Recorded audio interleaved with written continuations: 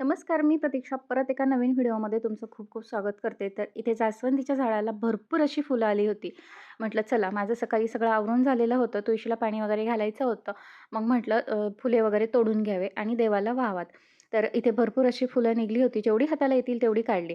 त्यानंतर घरीच पनीर बनवलं होतं. तर मुलांच्या डब्यासाठी पनीरची भाजी वगैरे बनवली, कोथिंबीरीचा पराठा बनवला आणि मग त्यानंतर स्वयंपाक वगैरे आवरल्यानंतर दुपारी कलिंगड कापून घेणार होते. घरी सगळेजण नव्हते. मग मी अशा पद्धतीमध्ये सगळं कलिंगड कापून घेते आणि एका डब्यामध्ये ठेवते. जेणेकरून काय होतं, आपल्याला ज्यावेळेस खायचं आहे त्यावेळेस डब्यामधलं काढूनही घेता येतं आणि राडाही होत नाही. कलिंगड कापताना भरपूर असं पाणी खाली पडतं. त्याची साल वगैरे असते ती सगळी सोबत बाहेर फेकली जाते. मग सगळे कलिंगड कापून घेऊन मी असं डब्यामध्ये ठेवलं, जेणेकरून ते दिवसभर कोणाला खायचं असेल तर खाऊ शकतात. तर इथे साल वगैरे फेकून देते आणि कट्टा वगैरे आपला लगेचच आवरून होतो. मग राडाही होत नाही. त्याच्यामुळे अशा पद्धतीमध्ये ठेवते. तर आमच्या शेतातून भरपूर असा लसूण बाईंनी आणला होता. त्या बाहेर निवडत होत्या. छोटा-मोठा सगळा लसूण त्यांनी वेगळा केला. त्याच्या जुड्या आम्हाला बांधायच्या होत्या. चला भेटूया पुढच्या व्हिडिओमध्ये. बाय.